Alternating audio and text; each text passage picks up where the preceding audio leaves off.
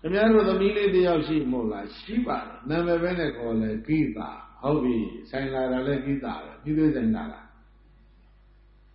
အဲ့ဒီကိတာလေးမှာအိမ်တော်မင်းများရှိပြီးပြီလားမရှိသေးပါဘူးစိတ်သက်ထားတာများကောရှိသလားမရှိသေးပါအဲ့ဒါဆိုလို့ရှိရင်ခမည်းတော်ရဲ့သမီးကလေးကိတာနဲ့ကျုပ်သားနဲ့လက်ထပ်ဆမ်းပါဗျာဆိုပြီးတော့တထေးကဆင်းရဲသူဆင်းရဲသားတို့ရဲ့သမီးကိတာကိုလက်ထပ်ဖို့တွားပြီးတော့ကြောင်းလန်းတာစိတ်သက်တာဟိုကမရဲတရဲ့မယုံတယုံနဲ့ပြိတ္တရဲ့ဆင်းရဲသားသားမိသားဖတွေကလက်ခံလိုက်ကြရတယ်နောက်လို့တူအောင်ပြောတော့ကိတာတထေးအိမ်ပေါ်ရောက်တထေးသားနဲ့လက်ထပ်လို့လည်းပြီးရောအချင်းတွေကဘာလို့ရမယ်ဆိုတော့ပြိဿသိပြီးသားဘာလို့ရမလဲအဲ့ဒီမိသွေးတွေအကုန်လုံးကိုကိတာကိုအားရမှာမိသွေးတွေအကုန်လုံးကိတာရဲ့လက်ထဲအလဲရောအလုံးဟာဘာဖြစ်သွားလဲရွှေတွေပြန်ဖြစ်တော့မှအဲ့ဒီအိမ်ရဲ့အရှင်သခင်ဟာကိတာပဲတဲ့အိမ်ရဲ့အရှင်သခင်အိမ်ရဲ့အကြီးမှုဦးစီးကိုခေါ်တာကဂဟပတိတိလို့ခေါ်တယ်ခေါ်ကြည့်ပါဂဟပတိဆိုလို့ရှိရင်အဲ့ဒါယောက်ျားကိုခေါ်တယ်ဂဟပတိအိမ်ရှင်အိမ်ရဲ့အကြီးကဲနော်အမျိုးသမီးဆိုလို့ရှိရင်ဂဟပတိဣတရနဲ့ပတ်မယ်သို့မဟုတ်ရင်ဂဟပတာနီအိမ်ရှင်မအိမ်ရဲ့အရှင်သခင်အကြီးကဲပြည့်တဲ့မိန်းကလေးကိုခေါ်ကြည့်ပါဂဟပတိသို့မဟုတ်ရင်ဂဟပတာနီဒီတဲ့အိမ်မှာအိမ်ရဲ့အရှင်သခင်အိမ်အကြီးအကဲသည်ဘယ်သူဖြစ်သွားပြီလဲဣတာတဲ့ကောင်းမှုအရှိန်တက်နေတဲ့အမျိုးကောင်းသမီးခါဒါအိမ်ရှင်လာဖြစ်တာကောင်းမှုအရှိန်ကုန်နေတဲ့တထေးကတော့ပြိဿရဲ့အကုန်လုံးလက်လွတ်ပြီးတော့ဣတာကိုအပ်လိုက်ရအဲ့ဒီဒုပတိကိုမြတ်စွာဘုရားကဒီနေရာမှာထည့်ပြီးတော့ယထာပုံညခယောဟောတိသဗ္ဗမေတံဝိနသတိဣဒဘာသူရကနောကောင်းမှုအရှိန်မသေးအောင်လုပ်ဖို့ဒီဒုပတိကတိုက်တွန်းတယ်နော်မှန်ပါဗျာကောင်းမှုအရှိန်မသေးဖို့တိုက်တွန်းတယ်နော်မှန်ပါဗျာကောင်းမှုအရှိန်မသေးရအောင်ကောင်းမှုကိုအဆက်မပြပြုပြုနည်းကိုပြောပြီးပြီတိသာဝရကုသိုလ်နှစ်အာစိဏကံကုသိုလ်လောက်ကြယထာခြင်းဓမ္မပုံညခယောကောင်းမှုကောင်းသည်ဟောတိဖြစ်၏တရာဒုက္ခမဧတံသဗ္ဗတောပစ္စည်းဥစ္စာလုံးစုံဟာဝိနသတိပစ္စည်းတတေတသမတို့ကြောင့်ဧတံသဗ္ဗတောလုံးစုံသည်နသိမ့်စတိကြံရွယ်တိုင်းပြီးမြောင်းနိုင်လိမ့်မယ်မဟုတ်ဘူးရေလောသတ္ထလူနတ်တို့ဆရာဘုရားရှင်ကိုရောမြတ်သည်အဝေါဇာကရုဏာရှိတာမေတ္တာအဖြင့်ဟောကြားတော်မူခဲ့ပါပေသတည်း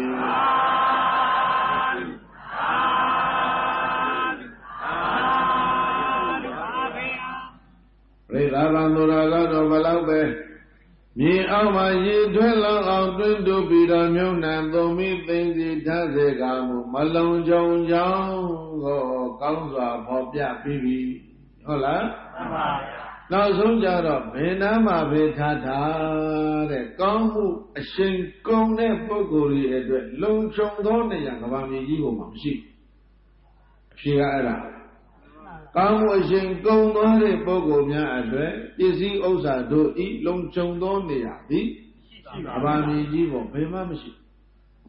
ဒါဖြင့်ဒီပစ္စည်းဥစ္စာတွေရဲ့လုံခြုံတဲ့နေရာဟာဘာလဲလို့ဆိုလို့ရှိရင်ဒီမှာဘုရားဆက်မိတ်စေတိယမိဇာသံဃေဝပုဂ္ဂလေအတိဋ္ဌိသုဝါမာတရိပိတရိသာပြထောဇိထံမိပါတရိဧသောတိတိသူနိဟိတောအစေယောအနုဂမိကောမဟာယကမဏိယေသူဧတံအာဒါယကိသတိကာပတိဒါယကသတိစေတိယမိဇစေတီ၌တော်၎င်းသံဃေဝသံဃဓမ္မ၎င်းပုဂ္ဂလိဝါရွေးချယ်တတ်တဲ့ပုဂ္ဂိုလ်တယောက်ယောက်ရဲ့အထံ၌၎င်းအတိတိသူဝါဧည့်သည်တို့အထံ၌၎င်း Madarisa Miki Etane Laga Pitarisa Bhagi Etane Laga Athadopi Zidami Badari Jigong Bobwadu Etane Laga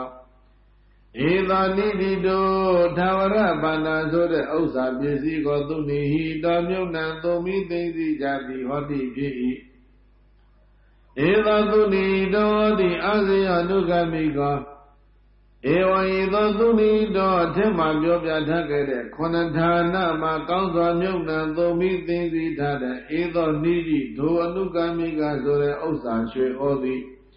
Eva Nidi Do Tawara Shwe Odi Asiyo Beyandu Muro Gama Luye Jesi Jenga Matane Nedreja Asiya Kodi Odi Jidere Adugami Go Bawatandra Kayi Desha Niva Dagaba Yodita Kunaka Daksha Makwa Laibavi Lada Deja Anugami Ga Koso Yadilaga Hoti Jito Delo Tata Lunato Siya Pia Shendi Awasa Karuna Shita Metta Ajin Hoja Ramukeba Vedati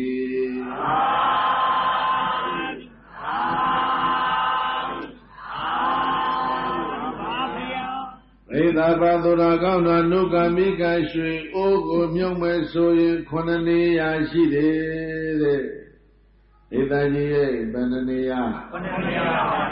Namateka Sedi Yamisa Seri Ma Myome Bema Myome Nautamyoga Bangire Banga Tama Myome Bema Myome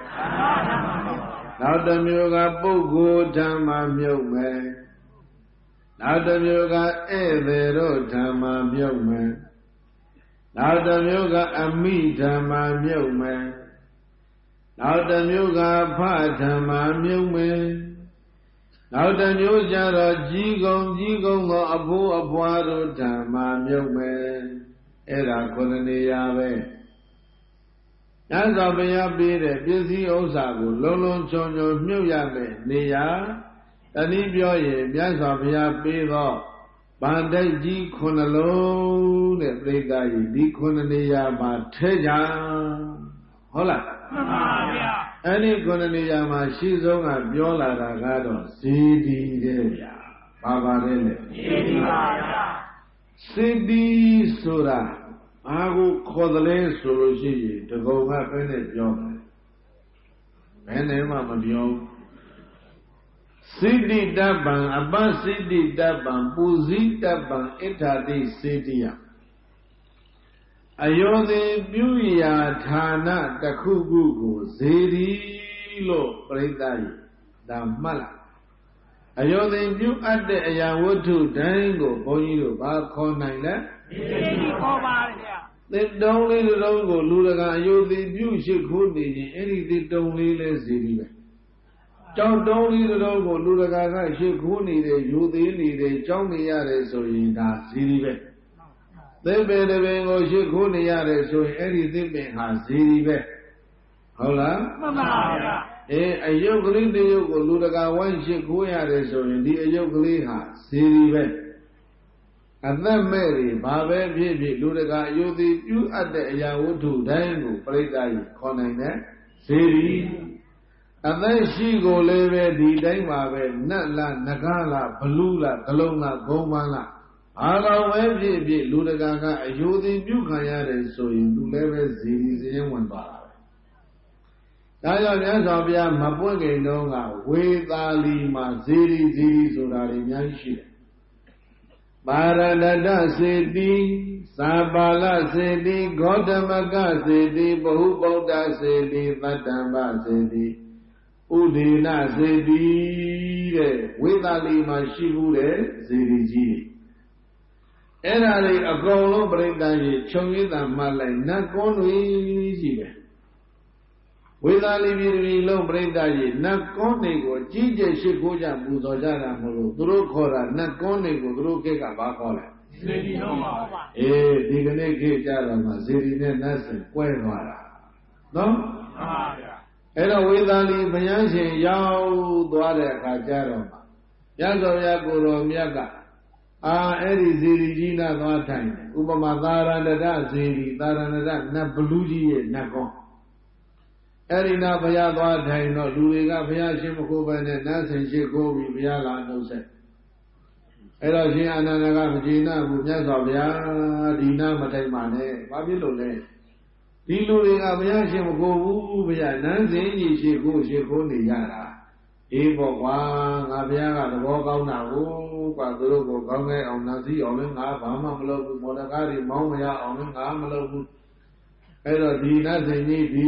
နတ်ကွန်းကြီးရှင်မခိုးလို့ရှိရင်ခေါင်းကိုက်တင်ကိုက်မယ်နာစိတ်ချင်းစိတ်မယ်မိုးရွာချင်းရွာမယ်မိုးခေါင်းချင်းခေါင်းမယ်မိလောင်ချင်းလောင်မယ်လေတိုက်ချင်းတိုက်မယ်ကြားထွက်တိုက်ချင်းတိုက်မယ်မော်ဒကားတွေရက်ထားချင်းထားမယ်ပေါ့လေတိုက်ချင်းတိုက်မယ်အဲ့ဒါကြောင့်ကြောက်တာနဲ့လူတွေကဒီနတ်စင်ကြီးကိုဘာသမုတ်ပြီးတော့စေရီသမုတ်ပြီးတော့ရှ िख ိုးနေကြတာအဲ့ဒါဆိုလို့ရှိရင်စေဒီအကြောင်းကိုရှင်းလင်းရင်ကောင်းမယ်ကောင်းတာပေါ့ဆိုတော့ဘုရားရှင်းပေးတဲ့တောအောင်မှစေဒီထိုက်သောပုဂ္ဂိုလ်၄ယောက်ဘယ်နှယောက်၄ယောက်ပါဗျာသတ္တရောအာနန္ဒဒုပါရဟအာနန္ဒจิตအာနန္ဒဒုပါရဟစေရီထိုက်တဲ့ပုဂ္ဂိုလ်တို့သည်သတ္တရော၄ယောက်တို့ရှိကြတယ်ဘယ်နှယောက်၄ယောက်ပါဗျာဇေရီတေတိုက်တဲ့ပုဂ္ဂိုလ်၄ယောက်ရှိသေးတယ်တထာဂတောရန္တောသမ္မာသမ္ဗုဒ္ဓပစ္စေကဗုဒ္ဓရိယသာဝကောရာဇာစကဝတ္တိမြတ်စွာဘုရားကိုယ်တော်မြတ်ဟာဇေရီတေတိုက်တဲ့ပုဂ္ဂိုလ်တယောက်ပစ္စေကဗုဒ္ဓသည်ဇေရီထိုက်တဲ့ပုဂ္ဂိုလ်တယောက်အရိယာယဟံသည်ဇေရီထိုက်တဲ့ပုဂ္ဂိုလ်တယောက်နောက်တကလေးကျိုးတန်တဲ့စัจ जा မင်းဟာစေတီထိုက်တဲ့ပုဂ္ဂိုလ်တယောက်ဘယ်နှယောက်လဲ၄ယောက်ပါဗျာဘုရားပိစိကဗုဒ္ဓအရိယာယဟန်နဲ့စัจ जा မင်းဘုရားဒီလိုခွဲပြောလိုက်တော့ခုနကတန်ဘလူးတွေမပါတော့နော်နတ်တွေဘလူးတွေပါသေးလားမပါတော့ပါဗျာအေးမပါရင်လည်းရှင်းရှင်းလုပ်ကြနော်မပါတော့ဘူးဒီလေးယောက်ပဲတိကဘလူးလဲဇေဒီထိုက်တာဘုရားပါဘုရားနှစ်ကစိတ်ကပါဘုရားသုံးအရိယာယဟန်လို့ပြိဿာမှတ်တာပုထုဇဉ်ယဟန်ဇေဒီထိုက်တဲ့တဲမှာပါအဲ့ဒါကြောင့်ပုထုဇဉ်ယဟန်များပြန်လည်တော်ကိုကျင့်ကြံတဲ့အယုဟာပရိသတ်ကြီးစေတီမထိုက်တာတော့အမှန်ပဲဒါပေမဲ့တကာဇေဒီတော့တေတော့တေကြတာရှိတယ်ဒီပါဠိတော်ရဇေဒီတော့တိုင်အဲ့ဒါကြောင့်အထူးပဲဒီပါဠိတော်ကြီးများကိုလေးစားတော်မူကြတဲ့သောဘုရားကြီးတွေကဟေးတို့များရဲ့အယိုးကိုမင်းတို့စေတီမတည်နဲ့ကြာချပြီးတော့ရေထဲသာပန်လိုက်ဒီလိုတွေမှာတော်မူကြတာဒိဗ္ဗေရှိဟုတ်လားမှန်ပါဗျာဘုရားရဲ့ပိစိကဗုဒ္ဓရဲ့အရိယာယဟန်ရဲ့စัจ जा မင်းရဲ့စေတီထိုက်တယ်အဲ့ဒီစေတီထိုက်တဲ့အထဲမှာဘုန်းကြီးတို့သဗ္ဗိတုမြတ်စွာဘုရားကိုယ်တော်မြတ်ပရိနိဗ္ဗာန်ပြုပြီးတော့ကျွင်းကြံတာတွေကပြိဿကြီးခြုံပြီးတော့ပြောမယ်ဘုန်းကြီးတို့သတ်မှတ်ထားတဲ့နိုင်ကနေပါပြီ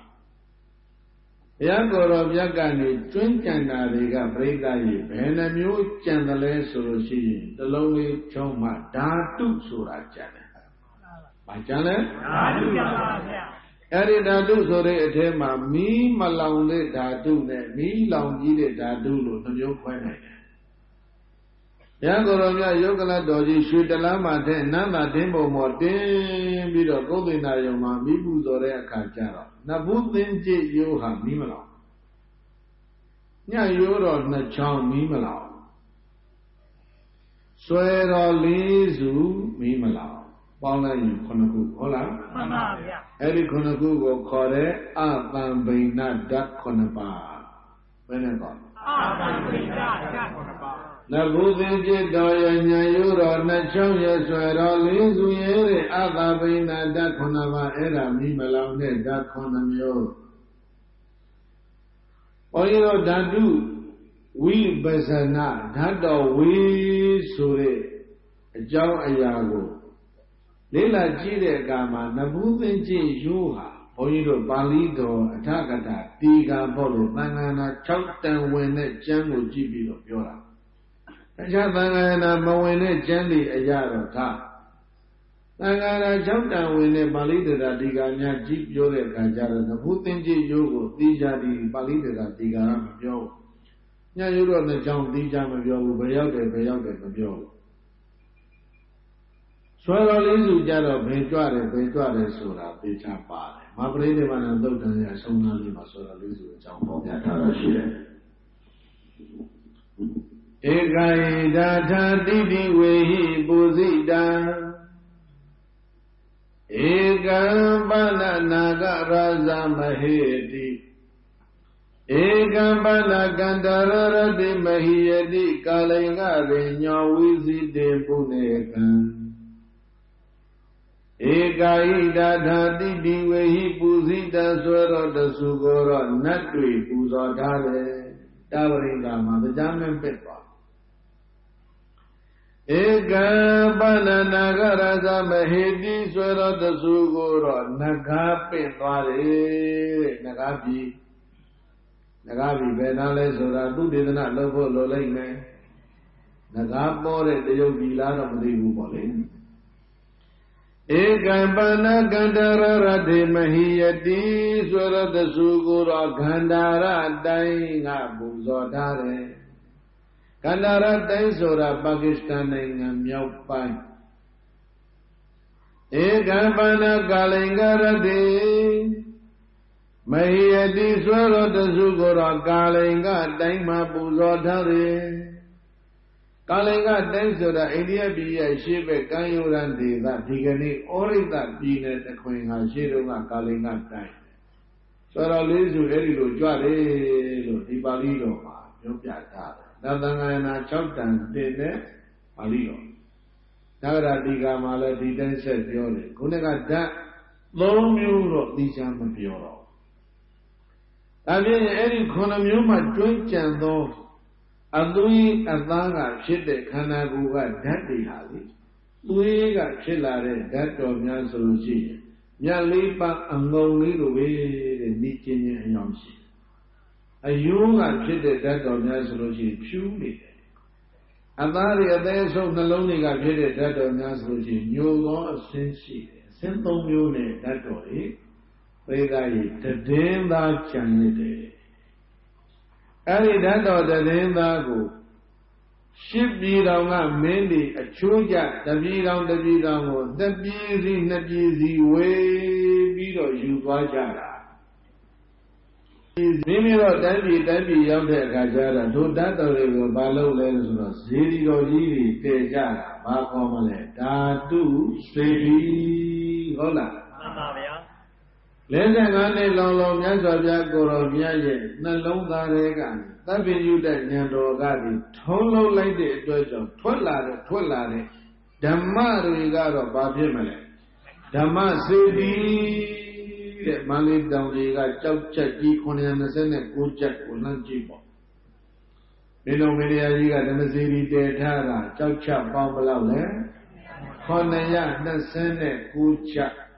စိတ်ကူးကြည်ရမှာအလျာ5ပေခွဲ6ပေလောက်ရှိမယ်အနန္က3ပေခွဲ4ပေလောက်ရှိမယ်ဒုက4လက်မလောက်ရှိတယ်စကြင်ကြောက်ချက်ဖြူကြီးတွေအဲ့ဒါစာရွက်ထပ်တယ်လို့တရွက်နဲ့တရွက်ထပ်ပြီးတော့စာအုပ်ချုပ်တယ်လို့စိတ်ကူးနဲ့ချုပ်ကြည်နာမှာစာအုပ်ကြီးဖြစ်သွားတဲ့ထား929ချက်သောကြောက်ဖြူချက်ကြီးတွေကိုချုပ်ပြီးတော့မှဖြစ်လာတဲ့စာအုပ်ကြီးဟာဘယ်လောက်ရှိမလဲအဲ့ဒါဘုန်းကြီးတို့ကကြွားတာပေါ့ one biggest book ဆိုတာကမ္ဘာအကြီးဆုံးစာအုပ်ဟုတ်လားအဲ့ဒါဘာတွေလဲဓမ္မစေတီဓာတုစေတီဓမ္မစေတီဟုတ်ပြီနော်နောက်တခါဘုန်းတော်6ပါးသခင်ဘုရားရှင်ကိုရောမြတ်သုံးဆောင်တော်မူခဲ့တဲ့ဘောဓိပင်ဘောဓိရွက်သင်္ကန်းတို့သပိတ်တော်တို့ဘုရားရှင်နေတိုင်တော်မူသောတဲ့ညောင်ဆောင်တို့အင်းမြင်တို့ကြောင်းတို့ရေသနုပ်သင်္ကန်းတို့အသောအဆောင်ပစ္စည်းပရိဘောဂတွေအကုန်လုံးကိုတော့ဘာလို့ခေါ်မလဲပရိဘောဂစေတီတဲ့ဓာတုဓမ္မပရိဘောဂဘုရားရှင်ရဲ့32ပါးသောမှာပုရိသလက္ခဏာတော်တွေကိုရည်မှန်းပြီးတော့လက္ခဏာတော်32ပါးနဲ့တတ်နိုင်ဆုံးညီညွတ်အောင်ထုတာတဲ့ရုပ်ထုတော်တွေပုံသူတော်တွေကောင်းလုံးသိမ့်ကြုံပြီးတော့ကောင်းမယ်ဆိုရင်တော့ Udita Zedi Britaye Zedi Venaba Zedi Taido Bogo Leya Zedi Amyosa Leva Era Gomyazabia Shinlen Pia Roma Kunaga Nazini Nagondega Zedi Matagu so Vido as Thin Tutbara Any now by two baraha, Lodano, Sidia, Lodano, Maya home needed now my Jaroma. Kulera Nasi, may Wabiro, City, Leva, Tongala, no? If the mind the good Kuso and Braytan, that young people to locate a Gisa, Yamulu Jomna. As I say, the great boy of Brayda, the Babi, City, take a poco, City and Yosamia, the don't have it, no? Dadu di ziri, Dhamma di ziri, Pariboga ha ziri be, Yodu sore Udita Nyakale, Siri. Siri adi linyu wishi. Any linyu do long tare, so ujiri got a Brayda. Siriya Gara di Lukore. The linyu do long ten wintaya, Pita, so ujiri go, very common. Sidiya Gara, Sidomia, King Oya, Hola. Ila Dema, Ziri, Linyo, the Mushi Dojo, Aboga, Sa Uji go leve. Then I say the Nyago, where jump you beat, Aboga, Sa Ugo, Lebonito, Digane, Colidora, Sa Ugo leve, Ziri, where Colidora. Tajamolo, Buba, Gole, Dago, Uziri, Lokitara. Again, the Gomyo Uziri, Mobile, Dadu Ziri, the Maziri, Priboga Ziri, Odita Ziri, the Lobetrimabo. Illuminate the Gaywaya, the Junior Mama, so who are led by Bitwale. Say the go jump you be Ziri, Angova, say the no Koraha. Oilo Zani, Penima, Dago, Tani, you Basalo. Tani amigo, Tanama, Tembido, Ubasani Agin, Tani Ubasa. Oido the Garamari, Nale, would get it. Palisa be then had a Bogumiano, Nale, can she? Siri, no? Siri Amisa, Daniwa, Bogale, Didua. Siri Amisa, Sidi, Liva, the Baba, Madolaga. And Siri Liva the Baba Mayo needy again Nukamigas and Osashe Odi. Lonely he don't Yona Domi Dinzi at the Odi Chepave. Eva Nido Nukamigashe Odi Sidi Rotamanuna Dara Nukamigashe Odi. Azeyo Bejamurugama Luya Chesi Jengamatan in that Azeya Kodi Odi Chepave. Anugami Gopawatana Kani, the shop, Nibanagaba, Yogi, Akuna, Dauji, Lake Bandare, Treasure Park Homale. Anugami Gashi, Gorelo, that Tava, Auzamatu, Matai, Babe, Gaundi.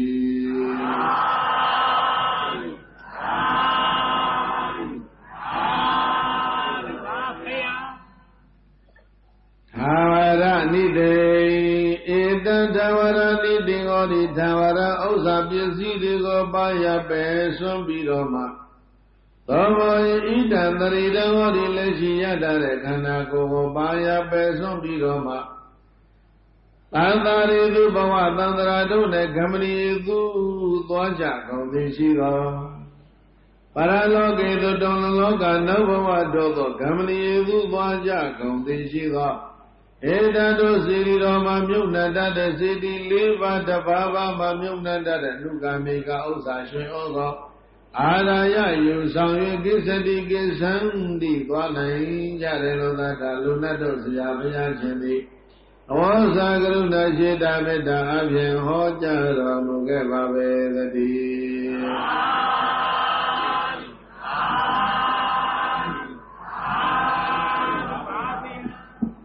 Sera Bamyona Dare Osabizigo Beduga Maluya Jesi Jengamada Nene Dwejan Erago Asia Kore Kojiba Madhu ma anangin yulo majaro hu de seri ma myola. Panga ma myo, pogo ma myo, ede dan myo, ami dan myo, fa dan myo, bowalo dhamma myo, konadana, bandaji konalone ma teda. Era long chongi de ansi yo buduga ma lamido luye lo mayaro. Anugami go bawatandra be twa breda ye song san tandra chili de kama dishu ukunauka pare. Mahaya gamani yedu khanda sombido bawatandra daba twa jare kama etang araya kisri di anugami ga shui ugo yubido wajayama dilo pyo ba. No? David di konadana to the bit. Sindi Liva Zore, Bradima, Mudekama, Bari, Mune, she also. Yada Danina, Vilina, Tayamina, Tayamina, Tamina, Sa. Nidi Dumi, Dodi, Idia, Burida, Dawa. Yada Idia, Jemu, Maba, Bibi, Yada, Burida, Dawa, Jemu, Riga, Bibi. Dani naza dana jilagao, dili naza dila jilagao. Tayami naza yada dani na dili na tayami na kami naza. Tayami naza mimi yako no se go ting ting sao xiao ching so de tamadi jilagao. Tami naza indri go suma ching so de pinya jilagao. Eda niti do nugamiga shuyo go tumi do yuna tumi thinsi nani odi pipavei. Yaujami ma badube masure siddhi tanga poku ede miyapa. Abu abazure di kunadana ma myukjare akama dana pyuyui lebe myukna nainere. Eda ye banele myukmale. Sila nele myukna nainere. Bane myukme.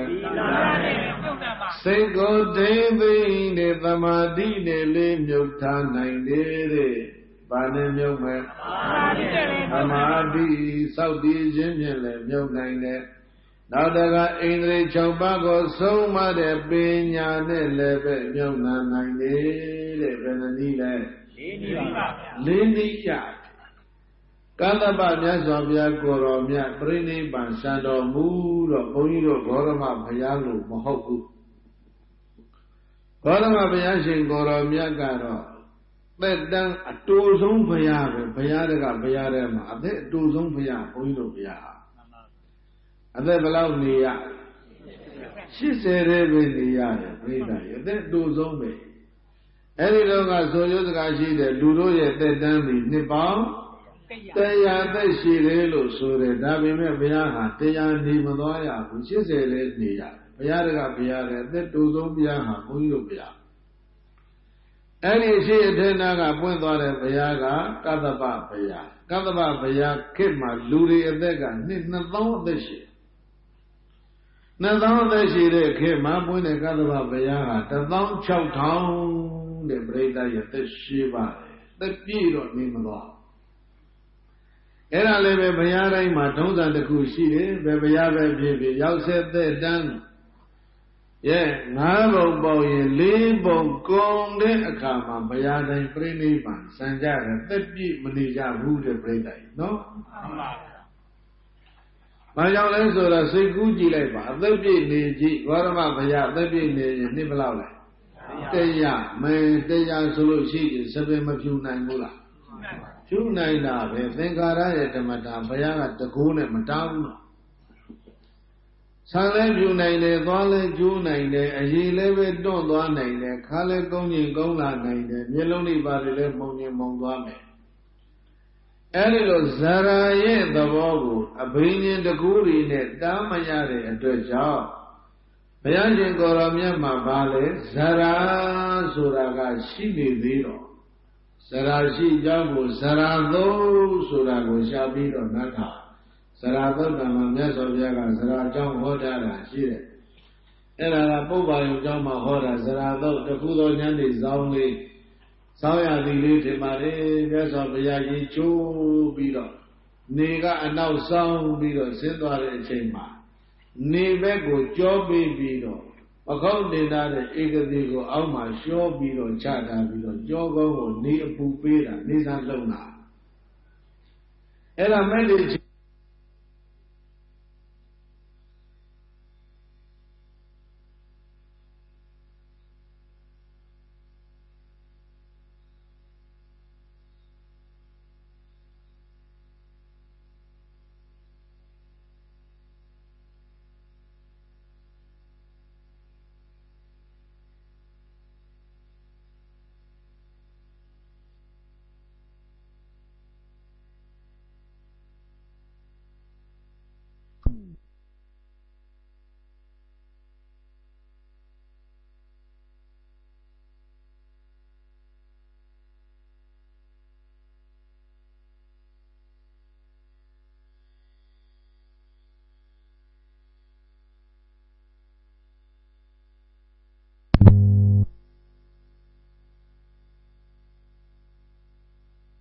As you seen or winning that Corona, young sin or win by the that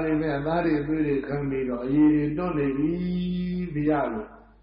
You know, shall Buddha, vote and see it. Eda Bayana Zara, Jeda Ananda, Zara Sure Manaha.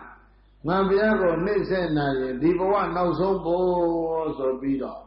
Zara go chain mounted, vote down, Zara vote will be the water. Taha Babioda les a Payama, Zara Sure, Umeni, and she John, Breda, and Kailone, Tata. No? And I think they are so you booby or Oula. Paya, oh, you do they have this from a catching. That's all that. But I'm not a baby, Giguara, Payabu, who don't come at all. But I know Payabu, and you do the Demola. Hey, that's in Surely, when it appears to Luby or Chico. Oh, you need a bit of you, Johnny, the Piazza. Oh, that she only wears a Gigo. And a mother than the Gigo, no? They all don't see the dog. Erobea, and now Olushi, you do this one. Erobea, Piano, Counted to you. She said, my brain and you, I did it. Young said that Nabo Boyen, Penabona. Live on Gondine, Payada, Brainy Babuda, Dola, the Dali Mato. Navana, my point of Gadaba, Payadi, below there. The long short town, my Brainy Babuda. You know, Bayajin and Brida, Nepon, not only in the Yare Payazo. Igualoga Matantawariga, Mapula Yare, Luyon, Nayo, Jamayo, Machamu, Golo Sinti Sasa, Pule Buyare, Tayale, Nale, Nayare, Ale, Atuyare. Loga a Jogo, a Biowa, they Buro Munguare, Katavapaya, Nichalo. Korama Biagaro, Lizangani, Zura, Mizima Dida at Yemba, they go but what I am. Lizangani, Lolo in a Pimami, Chisaleja, Lonamuva. Mapula yare luri miyaji, mapuzala yare luri ga miyaji, nati lebe miyaji be. Daya bida mana chana yare luyo na yo miyaji be suro. Daya goro miyaga, ngabiyane matipule yare, tatawari, tipwe basi ro. Ngabiya preni basan, junjane atuiri atari ga. Asensi amama, piu kwe, bido, setja wala anak. Yamba Zidri, Lodegana Mugere Redo, that dog, Malak Chile, the Dinjana, Diditane.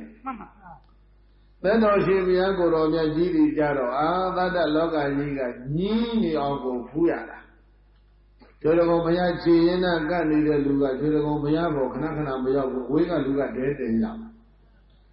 Elobayai, that of the sheet of Rega, Luriga, Amadea, Pulaya, the Jijina.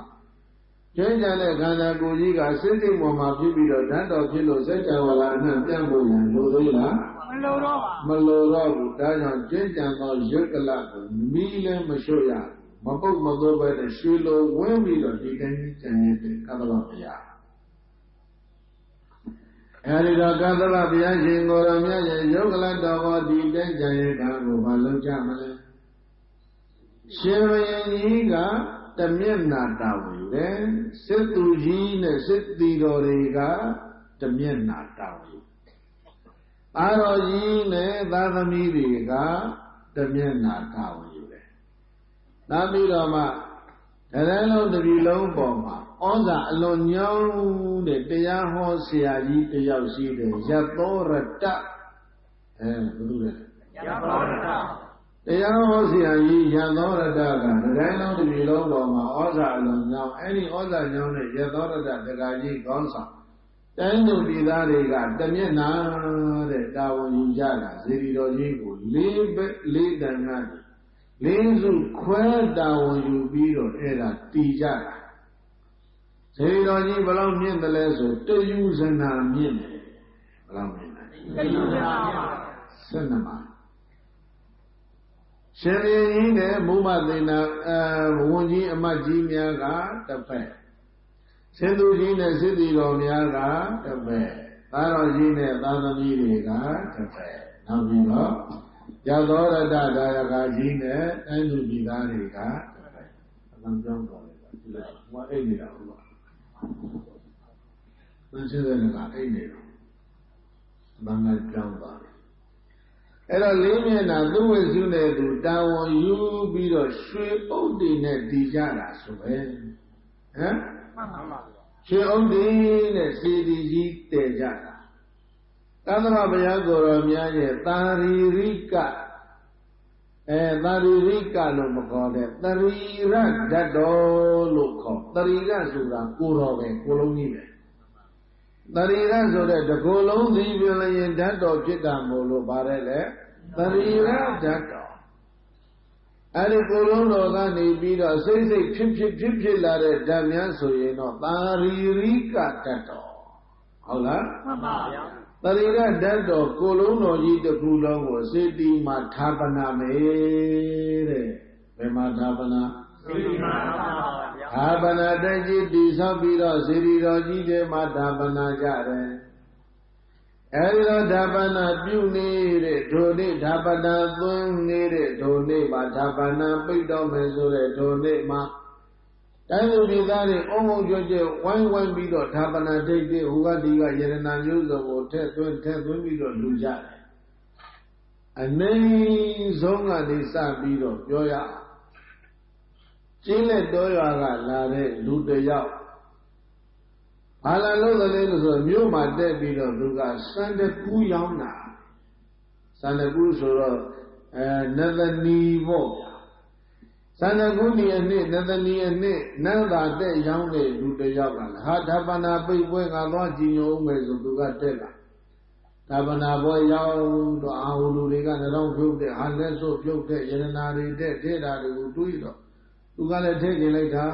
Bama Duma say to him, Ways of Yerena, Bala.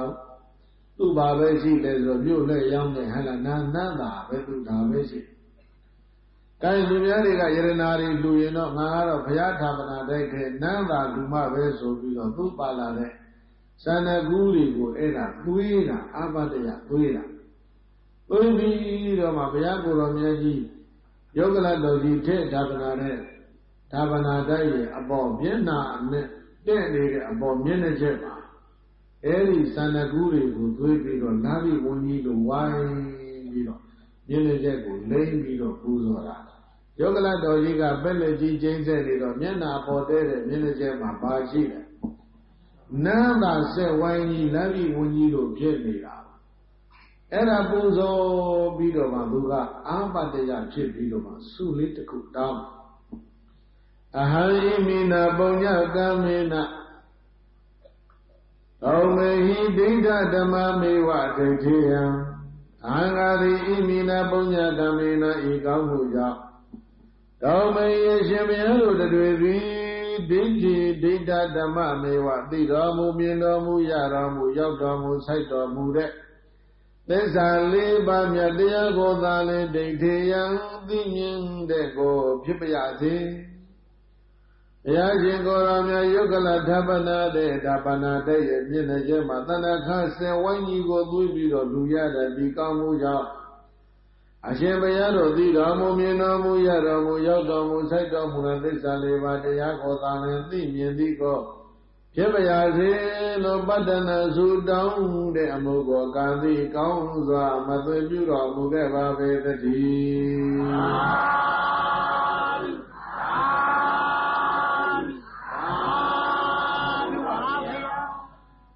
ယရဏမျိုးစုံတွေဌာပနာဒိဋ္ဌိသူရက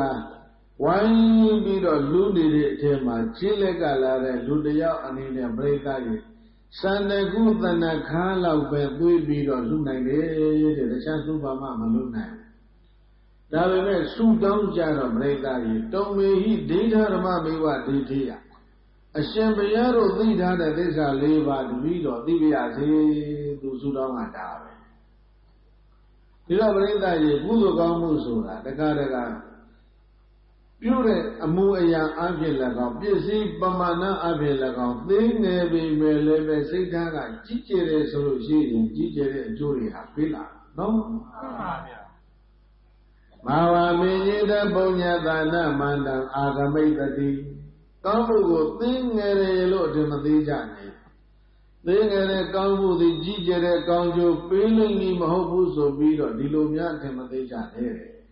ဟုတ်လားမှန်ပါဗျာဘဝနဝတ္တအတ္တယဥပ္ပေဇံတိတထာဂတ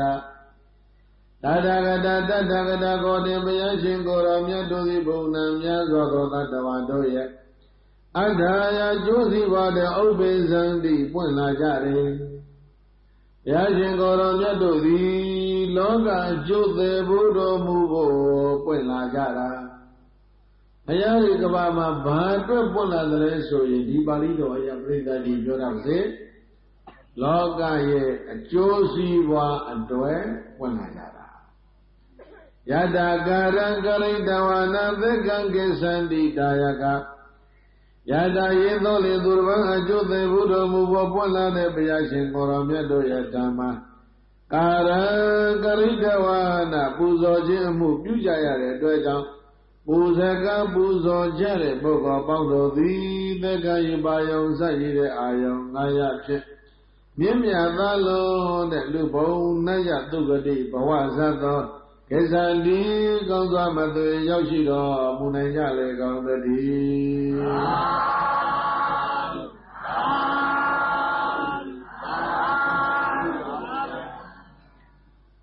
ဘုရားရှင်ရဲ့မျက်နှာတော်အထက်မျက်နှာချင်းမှာလာမီဝန္တန်တန်နန္တာဝိုင်းကိုသွေးလိမ့်ပြီးတော့လှူခဲ့ရတဲ့ဒုပြောကောင်းသောဇလန်းကိုခြုံပြီးတော့ပြိဿကြီးပေါင်းကြည့်လိုက်ဘောဓမဘုရားရှင်ရဲ့လက်ထက်တော်ကာလမှာအဲ့ဒီပုဂ္ဂိုလ်ဟာအဘိညာဉ်6ပါးသမဘ8ပါးပရိသမိဒဉာဏ်4ပါးကိုရတဲ့စန္ဒာဘမထေတဲ့ဒီလိုဖြစ်လာတယ်ဘာမထေလဲစန္ဒာဘဆိုတာစန္ဒအာဘာစန္ဒဆိုတာလပဲအာဘာဆိုတာအယောင်ပဲအဲ့ဒီမထေရကြီးချဲကနေပြီးတော့လာရောင်ထွက်တယ်တဲ့ဗျာဘာထွက်လာရောင်ထွက်ပါဗျာဟောဘုရားမြင်တဲ့ချက်မှာလာပြီးဝန္တန်နန္ဒနခန်းသွေးလူခဲ့တဲ့ကောင်းမှုသူ့ဘိုက်ကချက်ကနေပြီးတော့လာရောင်တော့စန္ဒာဘမထေရဒီလိုဖြစ်တာအဲ့တော့သူဓမ္မနာပိတ်ပွဲမှာသူလူခဲ့တာကပြိဿရေတဏ္ဍခလာပြီးဝန်းမယ်ဒါပဲစေရီတော်ကြီးပြီးသွားတဲ့အခါမှာအဲ့စေရီတော်ရင်ပြင်မှာအမြဲတမ်းတပြည့်စီလဲနေတဲ့ယဟန်တစ်ပါးရှိတယ်သတ္တဗဘုရားပြိနိဗ္ဗာန်ဆန်တော့ယဟန်တော်တွေရှိသေးတယ်သာသနာမကွယ်သေးဘူးအ ਨੇ ဆုံးလေးတွေကိုဘုန်းကြီးတို့ရွေးပြောမယ်သိငယ်တွေလို့ထင်ရတဲ့ကောင်းမှုလေးတွေကိုရွေးပြောမယ်တပြည့်စီရှိတစ်လျှောက်လုံးလဲနေတဲ့ကိုတော်တစ်ပါးရှိအဲ့ဒီကိုတော်လည်းပဲဒီတပြည့်စီလဲရတဲ့ကောင်းမှုကြောင့်ရှင်ဘုရားတို့သိတော်မူတဲ့သစ္စာလေးပါသိရစေသူလည်းဒါပဲဆုတောင်းဟာလာဖြစ်တယ်လေလို့ဆိုတော့ဒီကိုတော်ကတော့ဥပဝါနမထေတဲ့ဘိညာဉ်6ပါးသမဘာ8ပါးရရှင်အာနန္ဒာမြတ်စွာဘုရားကိုတော်မြတ်ကိုအလုတ်ကျွေးရရူမရခင်တော့ကအဲ့ဒီဥပဝါနဒီဘုရားရဲ့အလုတ်ကျွေးဖြစ်ခန္ဓာကိုယ်ကြီးကဓွားဓွားကြိမ်ကြိမ်ပါဠိတော်ပြောတယ်ဟာဒီပေါတကောဝိယမလေးစင်ပေါက်ကြီးလန်းလို့ထင်ရတယ်ဓွားကြိမ်တာ အဲ့ဒါကြောင့်ခန္ဓာကိုယ်တစ်လောက်ထွားတာဟာဘာအကျိုးလဲလို့ဆိုရင်တပြည့်စည်းလဲခြင်းရဲ့အကျိုးပဲလေဘာလို့ခြင်းရဲ့အကျိုးလဲတကုံမှာတပြည့်စည်းလေးလာသင်္ချာတကုံစီရောကြီးမှာတပြည့်စည်းသိလဲတဲ့ကိုယ်တော်ကဘာဖြစ်လဲခန္ဓာကိုယ်ထွားကြခန္ဓာကိုယ်ထွားကြညုံမဟုတ်သေးဘူးနောက်တစ်မျိုးပြောမယ်ခန္ဓာကိုယ်ကကျစ်လက်ခိုင်ပါသူခန္ဓာကိုယ်ကနတ်တွေကဖောက်ပြီးတော့နတ်မျက်စိနဲ့မကြည့်နိုင်ဘူးတဲ့ရသော်ပြပရိနိဗ္ဗာန်သံဃာနီးနေ့နောက်ဆုံးနေ့မှာဘုရားရှိခိုးကထိုင်ပြီးတော့ပစုံကဆိုတာပူဝဲလို့ဘုရားကိုသူကရက်ခါပြီးတော့ထိုင်တယ်ဆန်းကြဝဠာတသောမှာနတ်မြမာတွေကဘုရားဖူးဆိုပြီးတော့လာကြတာဘုရားရှိခိုးမျက်နှာနာထိုင်ပြီးတော့ရက်ခတ်နေတဲ့ကိုရောကြီးကိုဟိုးနတ်တွေသိမ့်နှန်းကြည်ကြည့်ပြီးတော့အကုန်လုံးစိတ်ဆိုးနေကြတယ်ဒီကိုရောကြီးရှိခိုးထိုင်ဘုရားမျက်နှာပွဲနေတယ်ကွာတို့ဖူးလို့မရဘူးဆိုပြီးတော့နတ်များစိတ်ဆိုးတယ်အဲ့တော့ဘုရားကိုယ်တော်မြတ်ကဟဲ့ဥပဝါဒဖယ်လိုက်ဖယ်ခိုင်းတော့ရှင်အာနန္ဒာကဝင်ပြောတယ်ဖယ်မခိုင်းပါနဲ့တဲ့ဘုရားရဲ့အလုံးကျွေးအပြုစုနေပေါင်းများစွာလှုပ်လာခဲ့တဲ့နောက်ဆုံးနေ့လေးဘုရားလာဖူးနေတာကိုဖယ်ထုတ်မနေပါနဲ့ရှင်အာနန္ဒာကจิตသားအာနန္ဒာတဲ့နတ်တွေစိတ်ဆိုးနေပြီတဲ့ကိုတော်ကြီးရှိကထိုင်ပြီးဘာဖြစ်လို့စိတ်ဆိုးလဲဖူးမရဘူးဘုရားမျက်နှာကိုကိုတော်ကြီးကွဲနေတယ်နတ်ပဲဘုရားတဲ့သူတို့မျက်စိကဘာပဲကြည့်ကြည့်အကုန်လုံးကြည့်လို့ရတာဒိဗ္ဗစက္ကုဆိုတာဖောက်ချင်တာပေါက်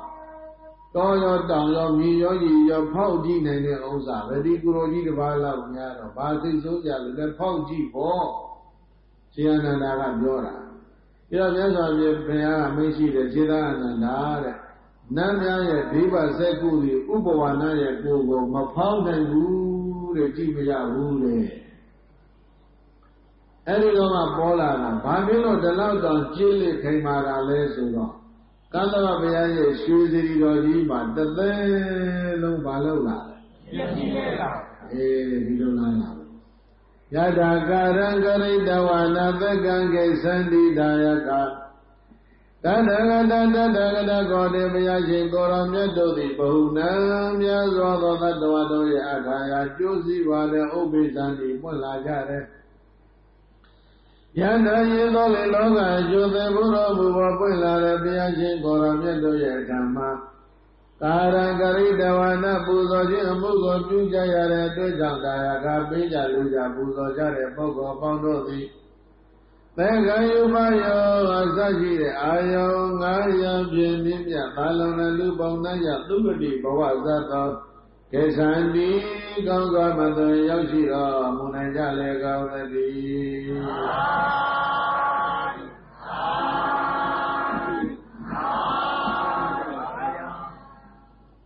သောဘုရားရှင်ကိုယ်တော်မြတ်ရဲ့ကတ္တဗဘုရားရှင်ကိုယ်တော်မြတ်ရဲ့ရွှေစီတော်ကြီးကို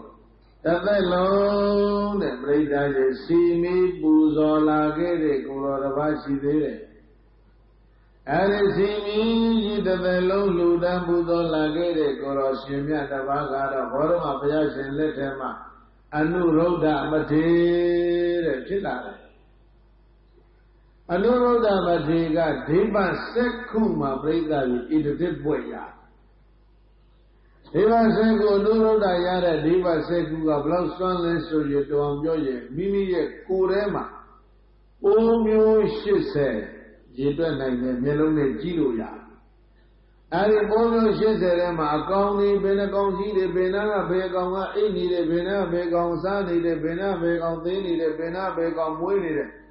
အဲ့ဒါတွေကိုအသေးစိတ်မြင်လို့ရတဲ့စက္ခုကိုဘာခေါ်ဒိဗ္ဗစက္ခုတဲ့ဒါတော့မျက်လုံးကောင်းတာဟာဘာကြောင့်လဲဆိုရင်ကတ္တဗဘုရားရွှေစီတော်ကြီးမှာမိလူခဲ့တာအလဲရောင်တဲ့ကောင်းစွာလူခဲ့တဲ့အတွက်ကြောင့်ဒိဗ္ဗစက္ခုရအဲ့ဒါဘာလဲအရှင်နုရုဒ္ဓဒိဗ္ဗစိတ္တဆိုသဘောပေါက်ပြီးတော့စီရီတော်မှာဘာလို့ကြတာအနုဂါမိကရွှေအိုးမြုပ်ကြတဲ့ရှင်းထုံးတစိမ့်တစိမ့်သားပေါ့နော်မှန်ပါဗျာစိန်နေရွှေတဲ့မြုပ်တာတော့မဟုတ်သေးဘူးတဏ္ဍခါလေးသွေးပြီးတော့လိမ့်မိခဲ့တာတို့တပြည့်စီဝင်လဲသွားတာတို့ပြီးတော့ပါလေ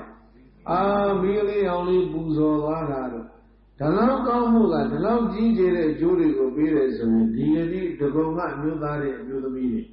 ဒါနဲ့ကြီးကျယ်တဲ့ကောင်းမှုတွေလုပ်ရင်ဒါနဲ့ကြီးကျယ်တဲ့ကောင်းကျိုးတွေပေးဖို့မသေးကြဘူးလားသိပါပါဗျာသေချာအောင်လူမသေချာမှာဘူးဗျာအေးအဲ့ဒါကြောင့်စေရီယမြစ္ဆာစေရီ၄ပါးတဘာဝ၌တော်၎င်းသံဃေဝသံဃဓမ္မ၎င်းပုဂ္ဂလေဝပုဂ္ဂိုလ်တို့ရဲ့ဓမ္မ၎င်းမာတရိသမိခင်ဓမ္မ၎င်းပိတရိသအဖဓမ္မ၎င်းစိတ္တမိပါတရိကြီးကုံသောပုဂ္ဂိုလ်ရဲ့ဓမ္မ၎င်းဒေသောနိနိတော်ဒုက္ခမိကဆိုတဲ့ဒါနရွှေဩဃသုမေဟိတောမြုံနံသောမိသိသိကြသည်ဟောဒီဖြစ်ပါပဲဘာယကမဏိယေသူဘဂတိမိအောင်မှမြုပ်တဲ့ပစ္စည်းတွေကိုဆွတ်လွတ်ပြီးတော့မှဘဝတစ်ပါးပြောင်းသွားကြတဲ့အခါမှာဧတံသဗ္ဗတောစေတိသံဃာပုဂ္ဂိုလ်ဧသေမိယဘဖို့ဘွားတို့ဓမ္မမြုပ်နှံတဲ့ဒုက္ခမိကရွှေဩဃအာရယယူဆောင်ရင်ပရလောကတဝလောကနဘဝသောယာဝနိဗ္ဗာန်သံဘာဝကံနိဗ္ဗာန်ကဘောကောင်းစွာရောက်ပြီးတဲ့အောင်ကိစ္ဆံတိကောင်းစွာမသွေကြွသွားတော်မူကြရလေကောင်းသတည်း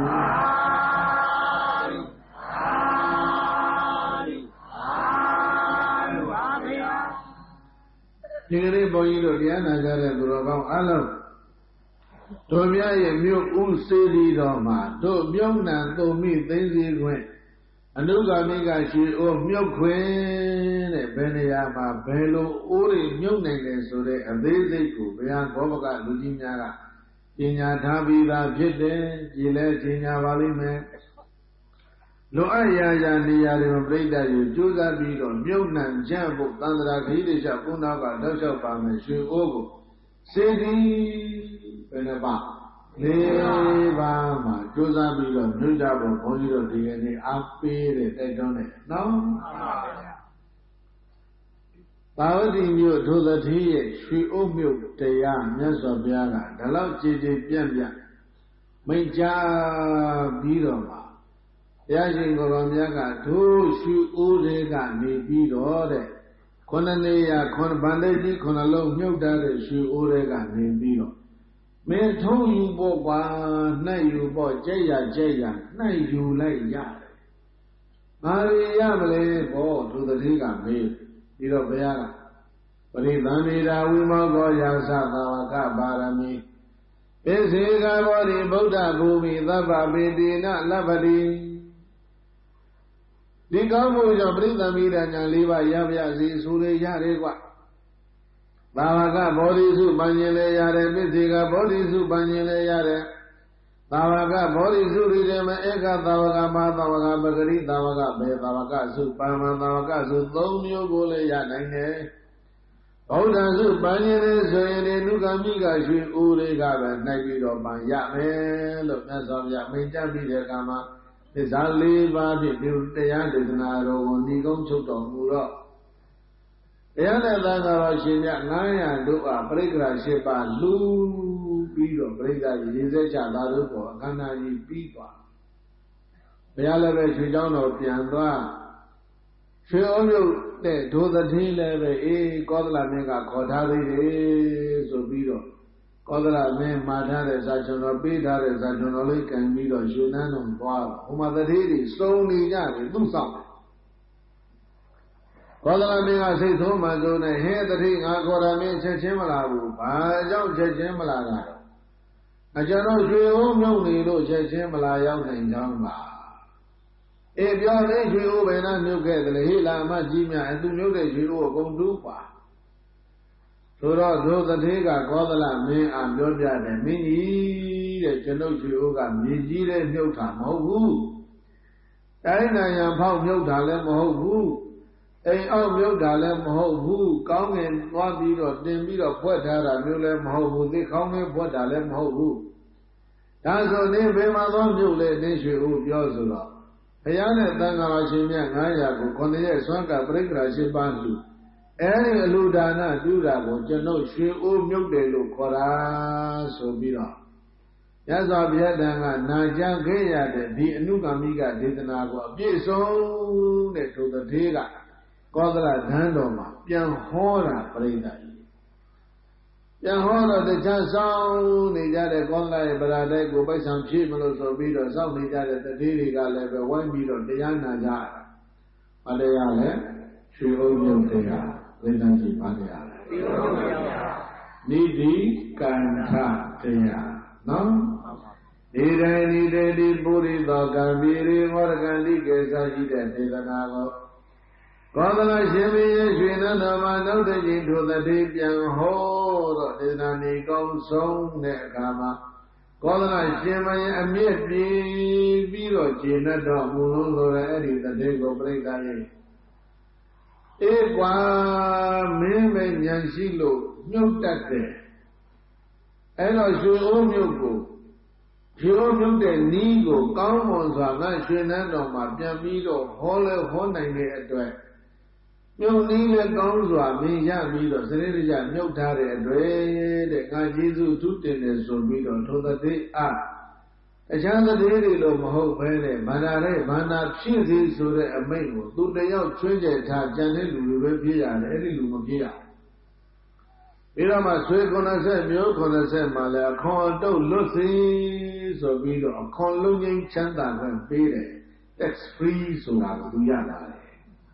အဲ့တော့အာရုံပရိသတ်ရဲ့ဘုန်းကြီးကြီးဟောခိုင်းနေတယ်ကိုယ့်အကောလည်းဟောကြအောင်ပေါ့နော်ဘုမာတော်တတိကပြန်ဟောရတာဘုရင်နန်းတော်ကပါရတာအခွန်လုံးငင်းခွင့်ရတာအခွန်လုံးငင်းခွင့်ရရုံမဟုတ်ဘူးတဲ့တလမှာအခွန်တသိန်းထွက်တဲ့ရွာကြီး9ရွာကိုသူ့စုချလိုက်သေးတာတရားဟောကောင်းတဲ့အတွက်ကြောင့်ဗာသေးတယ်မျက်မှောက်တင်အကျုပ်ပြီးသွားတာဒေရဓမ္မဝေရဏိယဘုရားဟောတဲ့အတွက်ကြောင့်မဟုတ်ဘူးနော်အဲဒီတတိဟောတဲ့အတွက်ကြောင့်ဒီတတိအကျိုးရတာနော်မှန်ပါဗျာအဲဒီတော့ဒီကနေ့ဘုန်းကြီးကနိတိကန္တဒေသနာကိုဒီကုံချုပ်ပါပြီဘုန်းကြီးတွေကြီးသိအားကုန်တွေပဲနဲ့ထိုတတိဟောလို့ကိုယ့်အကိုဟောကြတဲ့အဲ့ဒါလိုနေတာတွေအကုန်လုံးပြည့်ပြည့်စုံသွားလိမ့်မယ်ဘဟုနဝတ္တအတ္တယဥပ္ပေဇံတိတထာဂတယတကာရံဂရိတဝနာသက္ကံကေသံတိကာယကသောတတိကပြိဿရဲ့ပဲသွားဟောတာပါလဲကောသလရွှေနန်းတော်သွားဟောတာခွန်လွတ်လဲရတယ်တလတသိန်းကျွဲတဲ့ရွာကြီးပဲနေရွာဒါဆိုရင်သူတလဘယ်လောက်ရမလဲအဲ့ဒါဆိုဘုရားတယ်လောက်ပြီးလို့ရနော်တတဂတခေါ်တွင်ဘုရားရှင်ကိုရောမြတ်တို့သည်ဘာဝနာများစွာသောသတ္တဝါတို့ရဲ့အတ္တရာကျိုးစီးပွားအတွက်ဥပ္ပေဇံတိပွင့်လာကြတယ်ယတာယေသောလောကအကျိုးသေဘုဒ္ဓမှုကိုပွင့်လာတဲ့ဘုရားမြတ်စွာတို့ရဲ့ဓမ္မကာရံကရိတဝါနပူဇော်ခြင်းမှုပြုကြရတဲ့အတွက်ကြောင့်ဒါယကပိလူကြသူတို့သည်ပူဇော်ကံပူဇော်ကြတဲ့ပုဂ္ဂိုလ်ပေါင်းတို့သည်သေကံယူပါယောအစရှိတဲ့အာယုံကရဖြစ်ပြည့်မြတ်သာလောင်တဲ့လူဘုံနတ်ရသုကတိဘဝဇတ်သောကိစ္ဆံဒီကောင်းစွာမှသွေရောက်ရှိတော်မူနိုင်ကြလေကောင်းသတည်း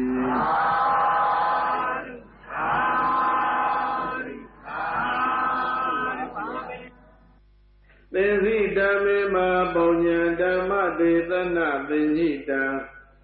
တေနသဗ္ဗေဒုက္ခယန္တုဇနာဣဋ္ဌသမင်ကိနောဒေဝယဒေသကဖြစ်သောတရားဟောစရာငါသည်ဓမ္မဒေသနာပင်ညိတံယမပုံညာခြင်းဓမ္မဒါနတရားလူတိဟုသောပုံညာကရိယာကုသိုလ်တို့က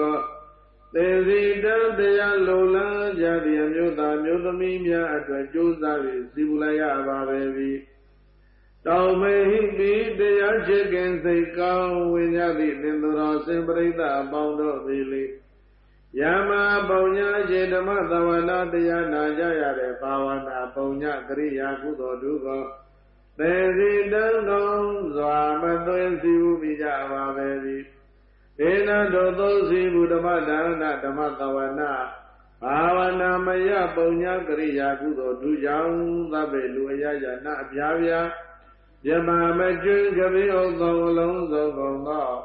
ဒါနတရားနာပရိသတ်နှင့်တကွသတ္တဝါဟုနလူပြမပေါင်းများစွာတို့သည်ဣဋ္ဌသမေဂိတောမိမိတို့လိုလားတောင်းတအပ်သော ကောင်းကျိုးချမ်းသာဣဒ္ဓတွေကျက်ပြည့်မင်္ဂလာပေါင်းတို့နဲ့ပြည့်စုံကြကုန်သည်ဖြစ်၍ဒုက္ခယံတုယနေ့ကဇာနိဗ္ဗာန်ရသည့်ဘဝတိုင်အောင်သိရွှေလန်း၍ကြံကြံမာမာချမ်းချမ်းသာသာရှိတော်မူကြပါစေကောင်းသတည်း